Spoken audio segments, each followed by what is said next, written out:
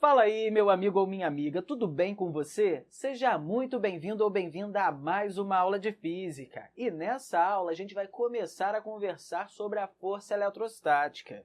E a gente também vai conhecer a chamada Lei de Coulomb, que é uma lei matemática que diz pra gente como que a gente consegue determinar a força eletrostática que uma carga exerce sobre a outra. Beleza? Então vamos começar aqui? Basicamente, quando a gente está falando aqui sobre força eletrostática, a gente precisa relembrar do princípio lá da eletrostática. Eu apresentei para você dois princípios, mas eu quero resgatar apenas um, que é aquele princípio que diz para a gente que quando a gente tem cargas de mesmo sinal, essas cargas vão se repelir, e quando a gente tem cargas de sinais contrários, essas cargas vão se atrair. Independentemente dessas cargas terem mesmo sinal ou sinais contrários, elas vão interagir entre si. Quando elas interagem, a gente pode ter uma atração ou uma repulsão. Ao estudar um pouco a respeito dessa interação entre as cargas, Charles Auguste de Coulomb, que inclusive eu já conversei um pouquinho sobre ele com você, conseguiu perceber que a interação eletrostática entre as cargas era muito parecida com a interação gravitacional.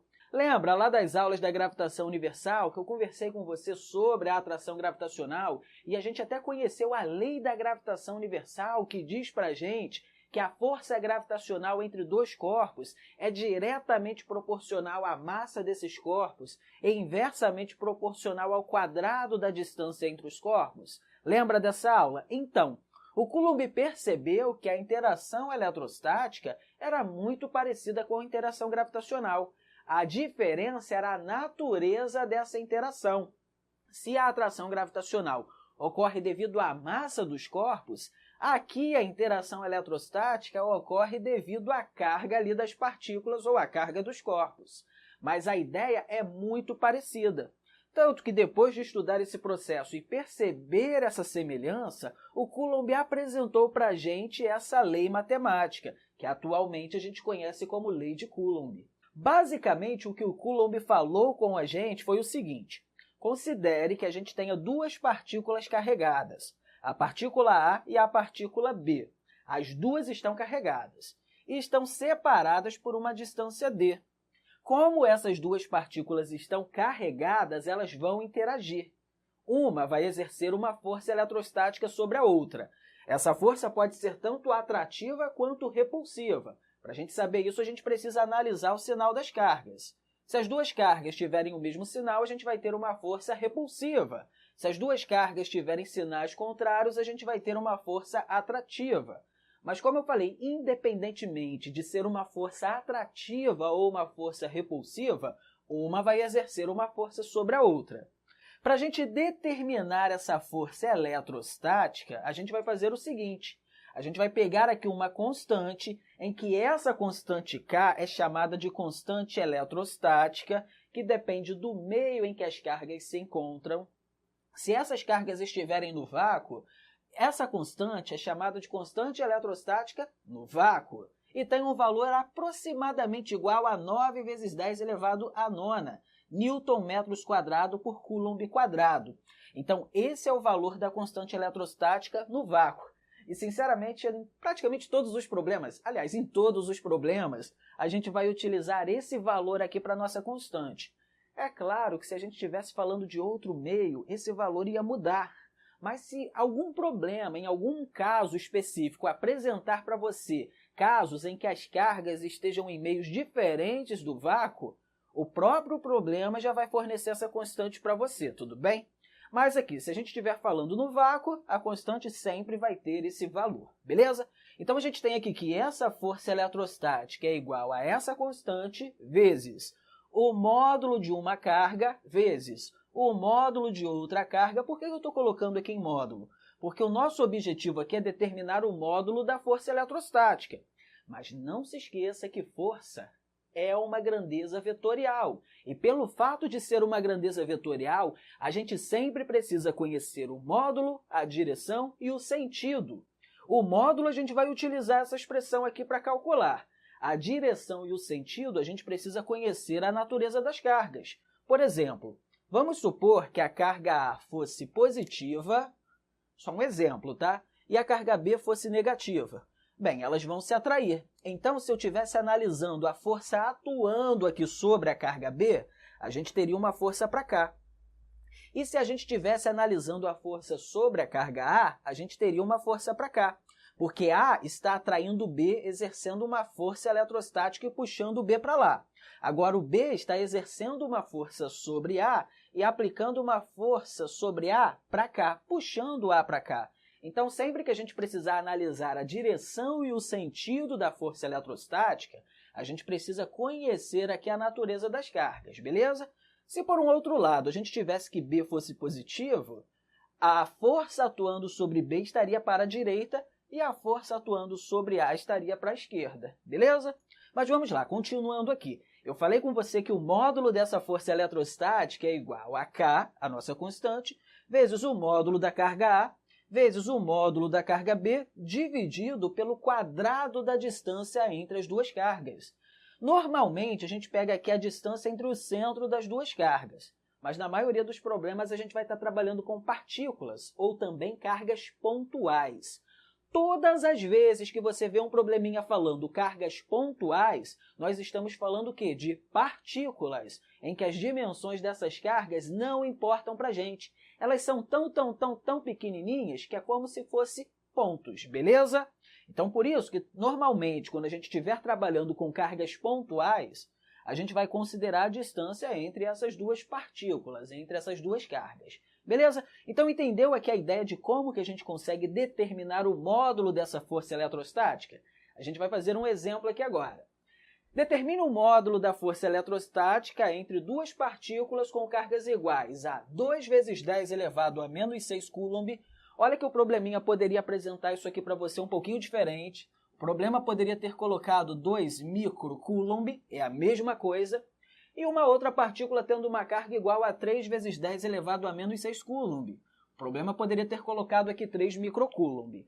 É importante que você saiba que o microcoulomb é 10 elevado a menos 6 coulomb, beleza?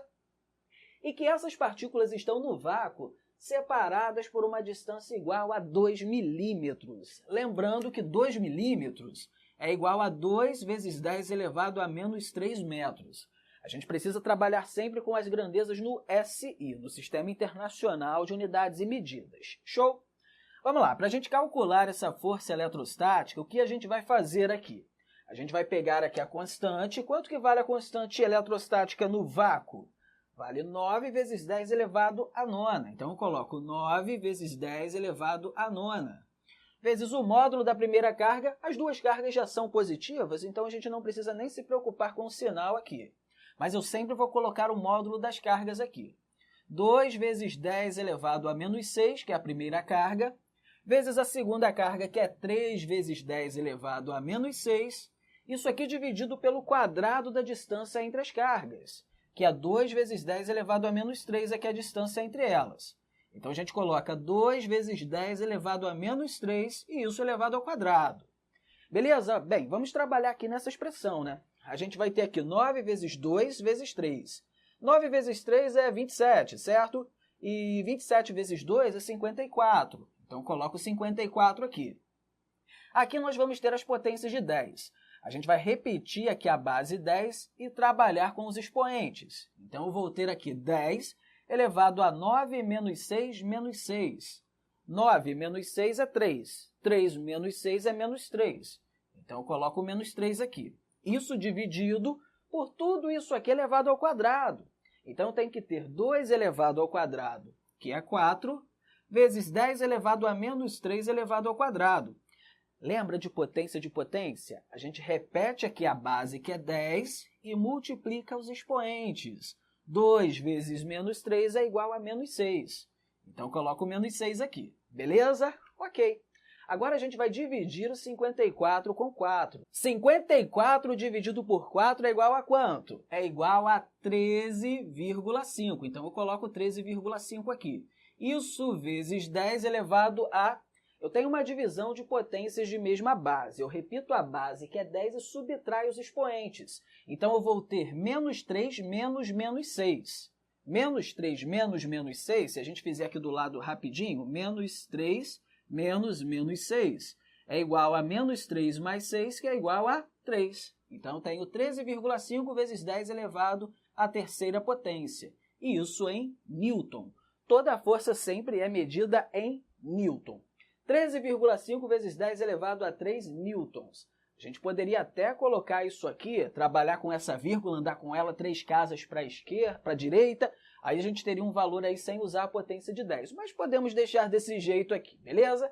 Então, essa é a força eletrostática atuando entre essas duas cargas quando elas estão separadas aí por essa distância. Beleza? Conseguiu compreender direitinho? Como que a gente consegue determinar o módulo da força eletrostática? Aí, para saber se trata de uma força atrativa ou repulsiva, a gente precisa analisar o sinal das cargas. Nesse caso, a gente está trabalhando com duas cargas positivas. Então, essa vai ser uma força o quê? Repulsiva.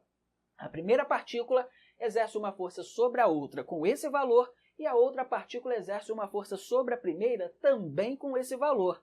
Lembra lá da terceira lei de Newton? Ação e reação? A partícula A exerce uma força sobre a partícula B, ação. Então, a partícula B vai exercer uma força sobre A, reação. Tudo que a gente já viu lá na parte de forças, meio que se aplica aqui também. A única diferença é como determinar o módulo dessa força, que aí a gente vai fazer desse jeito aqui. Mas a ideia é basicamente a mesma, beleza? Toda ação tem uma reação, tudo aquilo que a gente já viu lá vai se aplicar aqui novamente. Agora, existe uma pequena observação que a gente tem que fazer aqui e que você não pode esquecer disso. Se QA e QB tiverem o mesmo sinal, cargas com sinais iguais, nossa força é repulsiva. Se QA e QB tiverem sinais contrários, cargas com sinais diferentes, a nossa força é atrativa. Isso é uma coisa que você não pode se esquecer e que isso é uma coisa que só se aplica à força eletrostática. Beleza, agora que você já aprendeu a calcular aqui a intensidade, o módulo da força eletrostática, é legal a gente fazer uma pequena discussão. Repare que aqui na lei de Coulomb a gente tem que a força eletrostática é inversamente proporcional ao quadrado da distância, certo? Ela é inversamente proporcional ao quadrado da distância. O que isso significa? Se a gente analisar ali duas partículas carregadas, a gente vai perceber que à medida que a gente distancia essas partículas, a força eletrostática vai diminuindo. Mas vai diminuindo quanto? É isso aqui que é importante a gente analisar. Como é inversamente proporcional ao quadrado da distância, à medida que a gente aumenta a distância, a força eletrostática cai com o quadrado dessa distância. Então, observe aqui. Vamos supor que a gente tenha duas partículas que estão separadas por uma distância d. A força eletrostática atuando entre essas partículas é igual a F. O que vai acontecer com essa força se eu dobrar a distância entre essas partículas? Quando eu dobro essa distância, a força, ao invés de cair 2 vezes, ou seja, cair pela metade, vai cair 4 vezes. E se eu triplicar a distância ao invés de duplicar? A força vai cair também, mas vai cair quantas vezes? Vai cair 9 vezes. E se eu quadruplicar a distância ao invés de duplicar ou triplicar? A força vai cair, mas vai cair quantas vezes? 16 vezes. Repare o seguinte, que à medida que eu aumento a minha distância em um certo valor, a força vai diminuir com o quadrado desse valor. Se eu dobrei, bem, 2 ao quadrado é igual a 4. Então a força eletrostática vai cair 4 vezes. Se eu tripliquei, bem, 3 ao quadrado é igual a 9. Então a força eletrostática vai cair 9 vezes. Se eu quadruplicar, 4 ao quadrado é igual a 16. Então essa força eletrostática vai cair 16 vezes. Sempre que eu mexo nessa distância, a força eletrostática vai se alterar com o quadrado dessa alteração na distância. Se eu dupliquei, a força cai 4 vezes. Se eu tripliquei, a força cai 9 vezes. Se eu quadrupliquei, a força cai 16 vezes. Se eu quintuplicar a distância, a força vai cair 25 vezes, e assim sucessivamente. A gente até pode representar isso aqui num gráfico. Você vai ver que, por exemplo, se eu tenho aqui uma certa distância entre as partículas, a força entre elas é igual a F. Se eu duplicar aqui a distância, a força vai cair 4 vezes. Se eu triplicar a distância, a força vai cair 9 vezes. Se eu quadruplicar aqui a distância, a força vai cair 16 vezes. A gente vai ter algo mais ou menos parecido com isso aqui. Esse seria o nosso gráfico, e descendo ali cada vez mais, né? Então, deixa eu desenhar aqui direitinho. Aqui seria o gráfico que vai indicar para a gente o que vai acontecer com a força eletrostática à medida que eu altero essa distância. Quanto mais eu vou aumentando aqui essa distância, a força vai caindo com o quadrado desse aumento em relação à distância inicial, conforme a gente viu aqui nessa pequena tabela. Beleza, meu amigo ou minha amiga? Conseguiu compreender direitinho até aí? Conseguiu compreender a ideia da força eletrostática? Como a gente consegue determinar o módulo dessa força eletrostática utilizando a lei de Coulomb? E também essa ideia de que a força cai com o quadrado da distância? Conseguiu entender até aí? Show de bola! Mas agora, antes de finalizar, eu quero fazer um pequeno comentário com você. Eu falei com você que a força é uma grandeza vetorial, certo? E nem sempre a gente vai ter apenas duas partículas interagindo. A gente pode ter 4, 5, 6, N partículas. E todas essas partículas vão estar interagindo entre si. Lembrando que a interação sempre vai ocorrer em par. Uma interage com outra. Essa vai interagir com outra, a outra vai interagir com outra. Mas se eu tiver ali, por exemplo, 3 partículas, e a gente analisar as forças atuando sobre uma partícula, uma vai exercer uma força sobre ela, a outra também vai exercer uma força sobre ela. Aí, nesse caso, a gente precisa determinar a força resultante atuando sobre essa partícula. E aí, para determinar a força resultante atuando sobre essa partícula, a gente precisa analisar a direção e o sentido das forças e depois fazer uma operação vetorial com essas forças. Então, antes de finalizar essa aula, eu quero apresentar um pequeno exemplo para você aqui na tela de como que você consegue fazer esse tipo de caso, como que você vai trabalhar com essas forças a fim de determinar a força resultante. Então, fica com o exemplo aí agora. 3 partículas carregadas eletricamente são colocadas sobre um triângulo equilátero de lado D igual a 40 centímetros, conforme a figura abaixo. Qual o módulo da força e um esboço do vetor força elétrica que atua sobre a carga 3? Bem, o nosso objetivo aqui é determinar a força que atua sobre essa carga aqui em cima, que essa aqui é a carga 3. Aqui nós temos a carga 1, que tem um valor igual a 5 microcoulombs. Aqui nós temos uma carga 2, que tem um valor igual a menos 8 microcoulombs. E aqui é a nossa terceira carga, que tem um valor igual a mais 2 microcoulombs. A primeira coisa que a gente precisa fazer aqui é representar as forças atuando sobre essa carga. Repare que a carga 1 exerce uma força sobre a carga 3, e a carga 2 também exerce uma força sobre a carga 3. Como é que a gente consegue determinar a força resultante atuando sobre essa carga? Para fazer isso, a gente precisa inicialmente determinar a força que 1 exerce sobre 3 e aí depois determinar a força que 2 exerce sobre 3.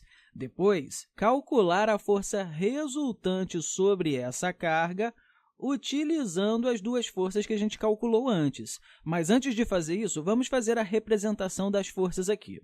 Repare que a carga 1 é positiva e a carga 3 também é positiva, ou seja, a carga 1 repele a carga 3. Então, se a gente fosse representar aqui a força atuando sobre a carga 3, a força que 1 exerce sobre 3, a gente teria uma força repulsiva e essa força estaria apontada para cá. Então, essa daqui é a força que a carga 1 exerce sobre a carga 3. Tá? Por isso que eu coloquei 3 aqui, a força que 1 exerce sobre 3. Se a gente fosse representar agora a força que a carga 2 exerce sobre a carga 3, como que ficaria isso? Como a carga 2 é negativa, a carga 1 está atraindo a carga 3. Então, está exercendo uma força de atração para cá. Então, essa daqui é a força que 2 exerce sobre 3. Vou até representar isso, é a força que 2 exerce sobre 3. Beleza? Ok, a gente consegue determinar o módulo dessas duas forças? A gente consegue. Para fazer isso, a gente vai utilizar a lei de Coulomb. A força que 1 exerce sobre 3, o módulo da força que 1 exerce sobre 3, é igual a K0 vezes o módulo aqui de Q1, vou até colocar isso aqui em módulo, vezes o módulo de Q3. Isso dividido pela distância entre 1 e 3 elevado ao quadrado. Bem, K0 eu já sei que é igual a 9 vezes 10 elevado à nona. O módulo de Q1 a gente já tem aqui. O módulo de Q1 é igual a 5 microcoulomb, ou seja, 5 vezes 10 elevado a menos 6. E o módulo de Q3 é igual a 2 microcoulomb, 2 vezes 10 elevado a menos 6. Isso dividido aqui pela distância entre as duas cargas, que nesse caso é 40 centímetros. 40 centímetros é igual a 40 vezes 10 elevado a menos 2. Na verdade, eu posso colocar aqui apenas 4 vezes 10 elevado a menos 1 metro. Fica melhor desse jeito. Isso elevado ao quadrado. Beleza, a gente tem aqui 9 vezes 5. 9 vezes 5 é 45. Isso vezes 2, vezes 10 elevado à nona, vezes 10 elevado a menos 6, vezes 10 elevado a menos 6, que é igual a 10 elevado a menos 3. Isso dividido aqui por 4 ao quadrado. 4 ao quadrado é igual a 16. Então, eu coloco 16 aqui, vezes 10 elevado a menos 2. Beleza, isso aqui é igual a quanto? 45 vezes 2 é 90, e 90 dividido por 16 é igual a 5,625 aproximadamente, tá? 5,625. Isso vezes 10 elevado a menos 3 menos 2 é igual a menos 3 mais 2, que é igual a menos 1. Então, isso daqui é aproximadamente igual a 0,56. Eu vou deixar apenas desse jeito. Beleza, isso é aproximadamente igual a 0,56 newton. Vou deixar desse jeito aproximado aqui mesmo, ok? Agora, a gente vai calcular a força que 2 exerce sobre 3. E a gente pode fazer a mesma coisa aqui. O módulo da força que 2 exerce sobre 3 é igual a K0 vezes o módulo de Q2 vezes o módulo de Q3, e isso dividido pelo quadrado da distância entre as duas cargas. Bem, como nós estamos falando de um triângulo equilátero, a distância aqui também é 40 centímetros, mas vamos substituir os valores aqui. K0 é igual a 9 vezes 10 à nona. O módulo de Q2 é igual a 8 vezes 10 elevado a menos 6. Repare que a gente está calculando o módulo aqui, por isso que eu coloquei o 8 positivo e não negativo. Q3 é igual a 2 vezes 10 elevado a menos 6. Beleza. Isso dividido por d ao quadrado, que é 4 vezes 10 elevado a menos 1 elevado ao quadrado, certo? 9 vezes 8 é 72. 72 aqui vezes 2 é igual a 144. Então, coloco 144 aqui. Isso vezes 10 elevado a menos 3. Dividido por 16 vezes 10 elevado a menos 2. 144 dividido por 16 é igual a 9. Então, a gente tem aqui 9 vezes 10 elevado a menos 1. 10 elevado a menos 3 dividido por 10 elevado a menos 2 é igual a 10 elevado a menos 1. Então, isso daqui é igual a 0,9 newtons. Beleza? Agora que a gente calculou aqui o módulo das duas forças, a gente pode calcular aqui agora a força resultante. E, para fazer isso, a gente pode utilizar diversos métodos. Eu vou usar o método do paralelogramo. A gente vai ter aqui a força resultante mais ou menos para cá. Olha só, eu vou representar isso aqui um pouquinho melhor, porque é o seguinte, olha, repare que a força que 1 exerce sobre 3 é menor que a força que 2 exerce sobre 3, certo? Então, eu vou diminuir um pouquinho essa força aqui. Eu vou deixar essa representação aqui um pouquinho menor, só para dar essa ideia realmente que essa força tem um módulo menor, porque aí a representação fica melhor na hora que a gente fizer aqui a regra do paralelogramo, porque aí a gente percebe nitidamente que a força resultante está vindo aqui um pouquinho para baixo, desse jeito aqui. Então, aqui que nós temos a força resultante. E para a gente calcular essa força resultante, utilizando aqui a regra do paralelogramo, a gente precisa saber qual o ângulo que tem entre esses dois vetores aqui.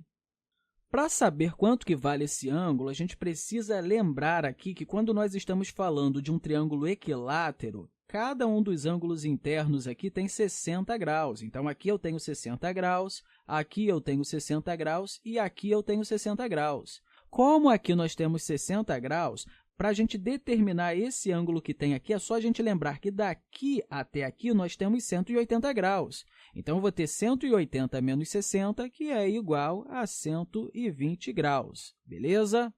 Então, a gente precisa aqui lembrar que aqui nós temos 120 graus. Agora, só continuar aplicando a regrinha do paralelogramo aqui, tudo bem? A gente vai ter aqui que a nossa força resultante, o módulo da força resultante é igual a raiz quadrada do quadrado da força em que 1 exerce sobre 3, eu vou até colocar aqui força 1, 3, elevado ao quadrado, mais o quadrado da força que 2 exerce sobre 3, força 2, 3 ao quadrado, mais 2 vezes o módulo da força 1 sobre 3, vezes o módulo da força 2 sobre 3, vezes o cosseno do ângulo aqui entre esses dois vetores, entre essas duas forças, que é 120 graus. Vou até colocar logo aqui, ó, 120 graus.